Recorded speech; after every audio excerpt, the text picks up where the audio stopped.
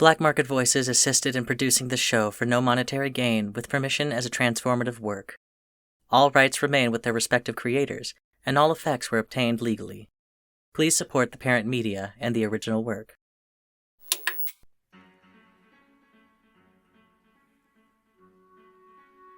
Cloud City by SSJTrinity. Read by Charliegolightly.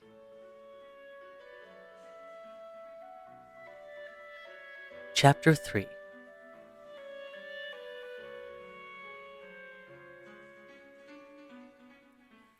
Yang takes him home. Arthur lives behind his office. It's not a great location, too close to the ocean to be fully safe when leaving the building, but Arthur picked it because of the view. One wall is entirely glass. From the 40th floor, he can see what feels like the entire city. Stunning, arching and gleaming bronze, set off by the smoke-black glass, and rising towers of weird, opaque power in the witch quarters.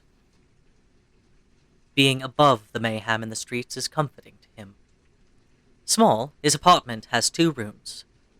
The first is mostly office, with barely enough space for a desk, a bookshelf, a couch, and a chair.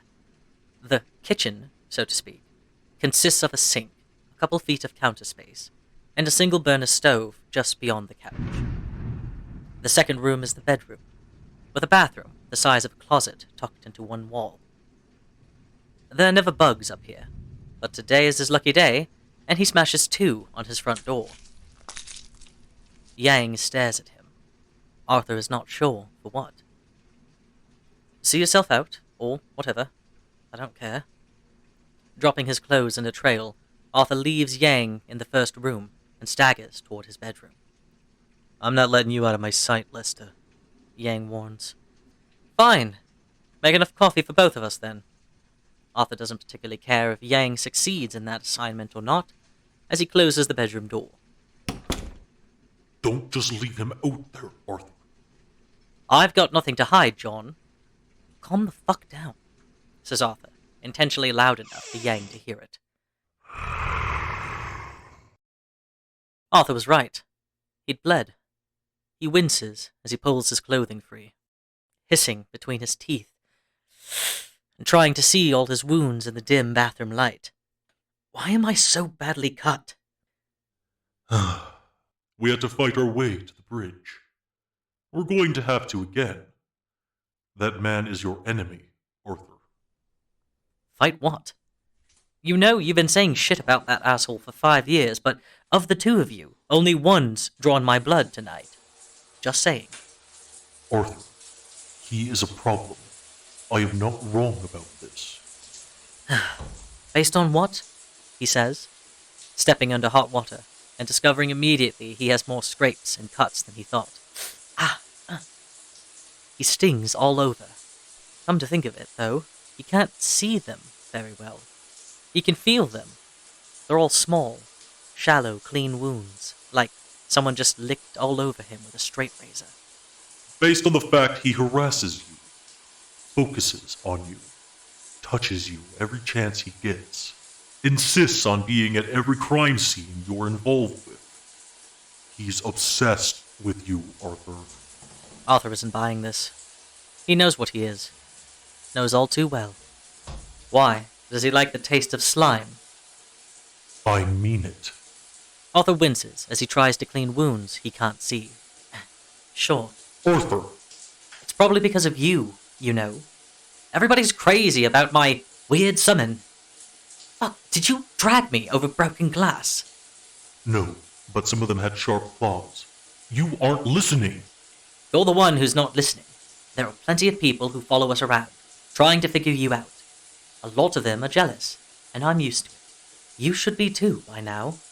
Arthur, it's you he wants. If he does, it's not in any way that fucking concerns you, is it? If I have to take over again... I'll die. Hastur goes silent. I know the signs. Arthur sounds a lot calmer than he is. You have my hand. Arthur, My rings are fucking busted. I've got one left. These things take a full year to attune, Aster. Arthur, you... I'm losing sight in my left eye, too. Did you know that? They both know the answer. Because any body part Arthur loses, Aster gains. Yes. So hey, shut up. Arthur, we don't have time. I understand you're upset. No, I don't fucking think you do. Damn it. This was the downside of a summon who hadn't done this before. He got to be the template. You violated my trust last night, Aster. You might have fucked up my relationship with the police, and that makes everything a shit ton harder. And why? For a leather bag with some mystery in it that you refused to tell me about. I'm done working with you tonight. Arthur, don't you dare blow me off. That growl. It's a dangerous growl. Arthur cannot picture a being that could make such a sound. It's almost mechanical, rumbling over and underneath speech. Go ahead then. See how well you fare when I drop dead and our contract isn't complete. Neither of them would fare well. A broken contract, destroyed by both parties. It made for good motivation, good restraint. Aster is not happy. You're making a mistake. Arthur turns off the shower and rummages for bandages. You're the one who made the mistake. I'm tired. I'm feeling betrayed. I'm pissed at you. That's where we are. He peers at himself. Thin, shallow cuts are everywhere. If he wrapped them all, he'd look like a mummy. Fuck, he mutters and ties a towel around his waist and sits on the tub. Maybe he is just tired. Maybe it's just the horror of finally losing body parts, which is normal for a contract, but he hadn't all this time. Maybe it was the speed of it all, or the sudden, weird betrayal of the being he'd come to trust over the last 5 years. Maybe it's the realization that he was a fool to trust Aster at all. No matter how many years they'd worked together, it's not as though there were ever anything between them but that deal. Aster would bring the murderer of Arthur's only child to justice, and at the end of that, Arthur would forfeit his soul. It still feels like a fair deal to him, but when had he started viewing Aster as more trustworthy, at least? Maybe a friend? Arthur's heart aches. Oh, he says again, and looks in the mirror. No marks on my back? Nothing in front of us lived long enough to attack you from behind. Arthur shudders. Oh, fucking hell, Aster. You were not taking the loss of your hand and eye the way I thought you would. He can't keep the anger from his voice. How did you think I would take it then? With understanding. Understanding? For what? Arthur, in all this time, have I ever betrayed you? Arthur hadn't expected that. Maybe not. But you never wanted something I said no to before either. I most certainly have. The Fremont case. That... Okay, but that's not the same as... Anything to do with Yang, who's unsupervised in your office as we speak. That is hardly the kind of thing that... Jack's bar. Now, wait just a goddamned minute. Arthur, I have never betrayed you. No matter how unwise you've been, and you have been, quite a few times. Maybe. I didn't betray you this time, either. I know you don't understand what's happening, and I'm willing to explain everything. Once Yang is gone. Until he is, I don't dare say. Why? Because I think he can hear me. Aster, no one can hear you but me. What the fuck are you talking about? Some can. He's one of them. Some can? Who? Since when? I'm the one who's supposed to lose my mind in this relationship, remember?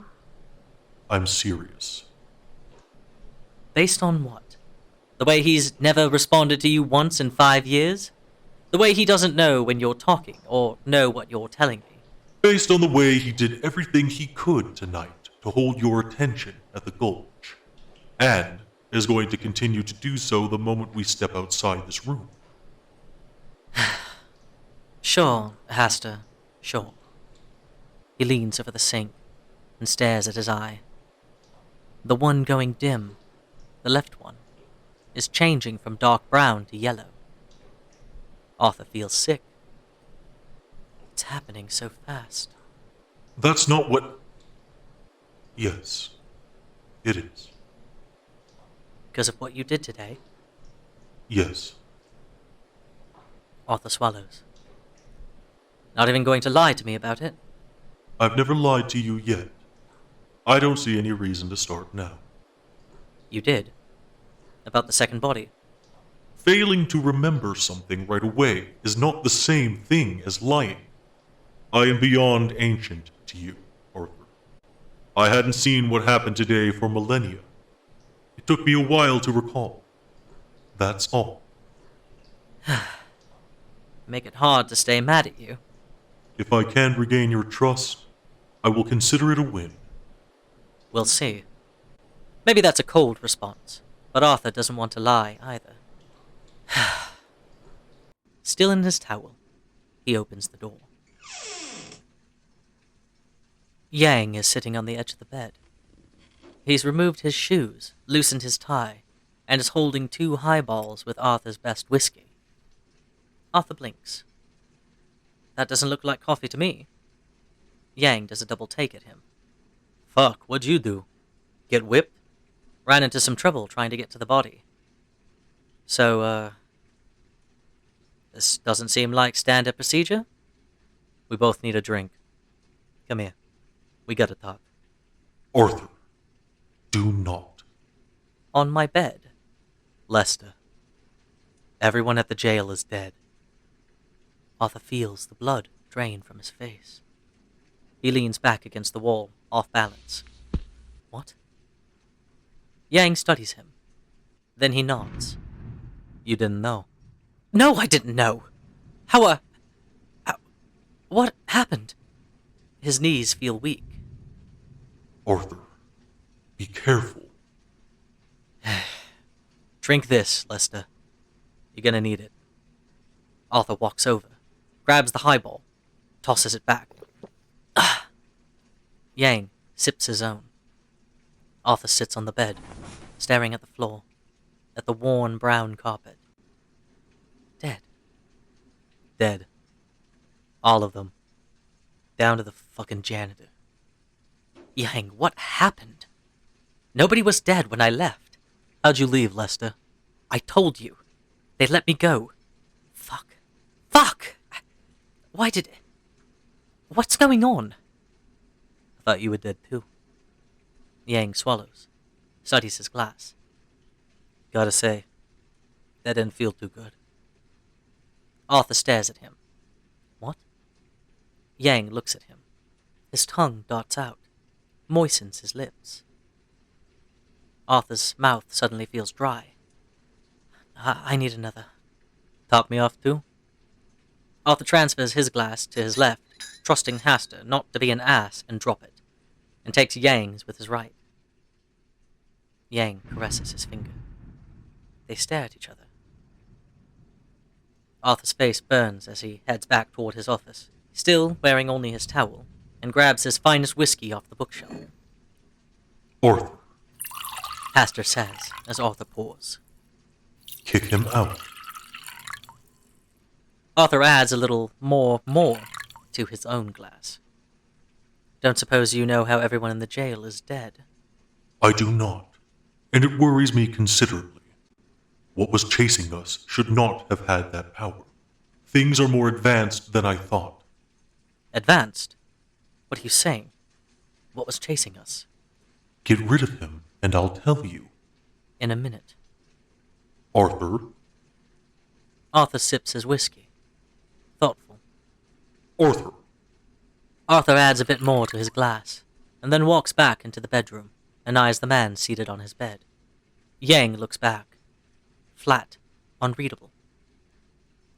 So this is coming out of nowhere? Yang shrugs. Sorry. Sorry? Yang runs his hand through his hair. I'm bad at talking. He says it so frankly and so helplessly that Arthur laughs. Shut it, Luster. Yang mutters and snatches his glass. Bad at talking? The fuck, Yang? Parker. What? Just call me Parker, okay? Arthur, walk. Now. Go get dressed. Stop doing this. The deaths at the jail are a bad sign. We need to get moving. So you thought I was dead? Yeah. Yang, Parker, looks grim. Put me in a real bad mood, too. Did it? Why? Parker looks absolutely at sea for a moment. Because, he is unreadable. He was serious. You really are bad at talking. Yeah. Parker, you've harassed me for 5 years. What gives? And Parker blurts, I've kept a fucking eye on you for 5 years. Harassed me for 5 years. It's harassed, Parker. Arthur throws back his glass. It takes a couple of swallows, and he coughs. Parker waits until he's done. So I'm bad at flirting, too. Shit, wheezes Arthur. Arthur, you know damn well he hasn't flirted with you before. He bullied you. He's after something. I'm telling you, this is a distraction. That figures, says Arthur, ignoring him completely.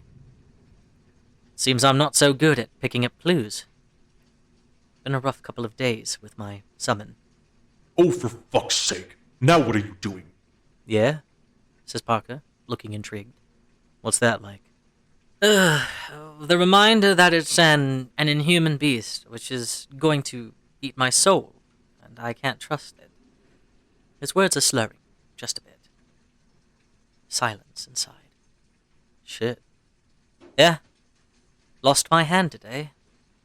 Parker startles. What? Losing this eye, too. Arthur points. Parker leans in. Far closer than he should, he leans in. Fuck me, he whispers. I'm sorry. I'm actually surprised. It was like you were somehow a witch or something. It sort of seemed like it wasn't gonna happen. Yeah. Pretty harsh wake-up call. Can't say I don't deserve it, though. And worse. He brings his glass to his mouth, remembers it's empty, and stares at it accusingly. Wait, you said the hand today, and the eye? Yeah. Parker looks pale. It's happening fast. Real damn fast. How's... Did he fulfill the contract? Not yet. Shit. He will. Silence inside. Fucking hope so. I'm dead either way.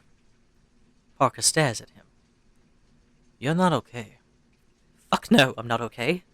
This all just happened. My fucking summon made me doubt everything. My contract's not fulfilled. Apparently, I'm dying. And now you're on my bed, talking like you've wanted my ass for years. Not sure how I'm supposed to be, but okay isn't it. Parker watches him. Unreadable. Thanks for the ride. I didn't say that yet, did I? No. Well, thanks. Let yourself out. I feel shitty. And drunk now. And you should probably take off. Silence inside. I don't have to go. Actually, might be lousy of me to leave you in this condition. Sure. Lousy of you. Good reason. Parker cups Arthur's cheek and turns his face toward himself. I don't have to go. Arthur swallows. Swallows again. Is this you flirting badly again? This is me offering. That's all. I don't have to go. Arthur swallows again. He's surprised to find himself tearing up. It's the whiskey, he tells himself. It's not that he doesn't want to die. He does. That's why he made a contract. And that's why Hasta accepted it. Just 5 years is a long time to live with a being that maybe accidentally convinced him life is worth living. He swallows again. Does it have to mean anything? He says, throat tight. No.